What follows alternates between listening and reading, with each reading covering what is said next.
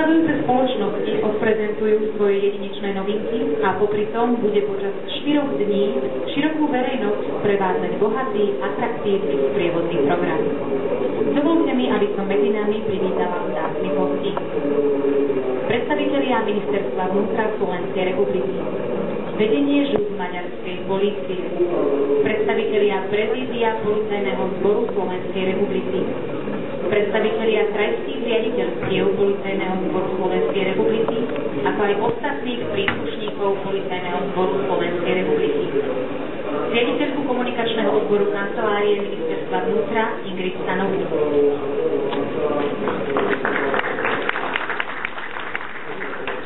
Poradca štátneho tajomníka Ministerstva hospodárstva Slovenskej republiky Bruno Hromý.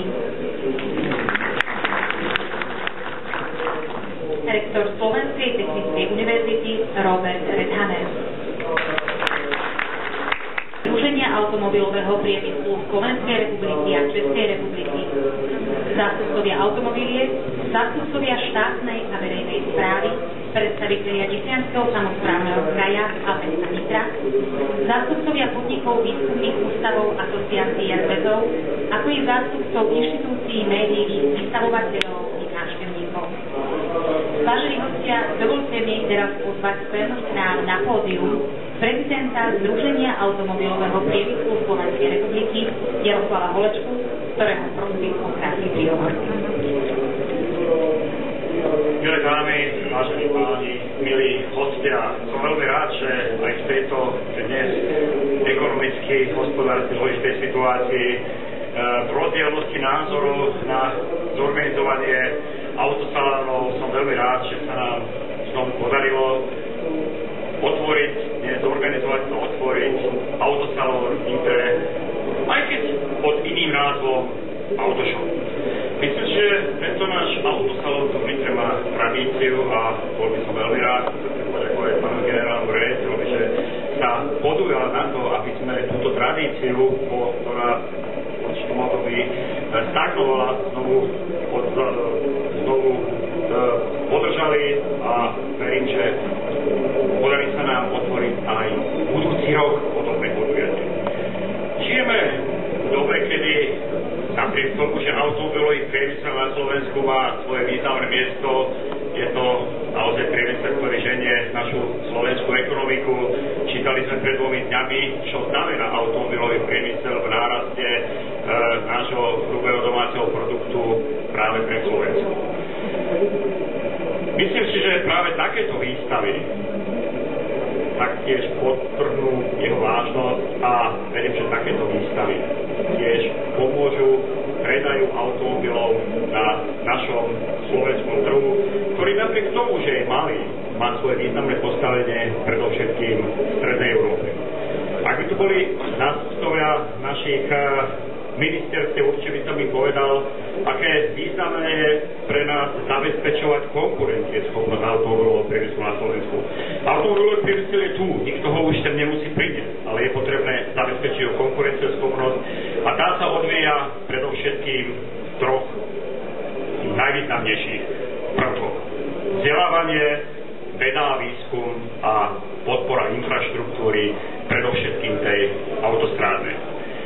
Takže verme, že i toto podujatie, ktoré sa tu dnes koná pod tiež takou malou záštitou Zväzu automobilového priemyslu, nájde svoje významné miesto a nájde pokračovanie v tejto tradícii aj na budúci rok. Želám všetkým vystavovateľom úspech v predaji vozidiel a zároveň tiež veľmi pekne ďakujem, že prijali pozvanie na tento dnešný autosalón. A o príhovor prosím riaditeľa agrokomplexu výstavníctvo Nitra štátny podnik pána Františka Ďurkoviča. Ďakujem veľmi pekne, prajem príjemný dobrý deň. Vážený pán podpredseda Nitrianskeho samosprávneho kraja, vážený pán viceprimátor, vážený pán prezident Zväzu automobilového priemyslu, zástupcovia Svazu automobilového priemyslu Českej republiky, milí hostia a všetci, ktorí ste prijali naše pozvanie. Dovolte mi, aby som vás už po 19. krát privítal na našom autosalóne v Nitre na nitrianskom výstavisku. Určite ste si všimli, ako už bolo povedané, že mierne sme upravili názov výstavy a to na Autoshow Autosalon Nitra. A je to z prozaických dôvodov. Chceme touto zmenou prilákať do Nitry čo najviac návštevníkov a keďže ľudia chodia do Nitry nielen na hodinku, ale takmer na celý deň, rozhodli sme sa po rozhovoroch so zástupcami automobilových značiek zorganizovať počas 4 dní atraktívny sprievodný program. Výstavný areál Agrokomplex je priam ideálny na organizáciu automobilovej show, konanej v jednom čase na jednom mieste na Slovensku. Už teraz napríklad prebieha vo vedľajšej sále konferencia k Flitovému dňu, ktorá je spojená s testovacími jazdami po našom areáli. Hneď po tomto slávnostnom otvorení začne v tejto sále 3. ročník Dní komunálnej techniky. Oproti sále, čo trochu aj počujeme, prebieha konferencia ku dňu Track Day.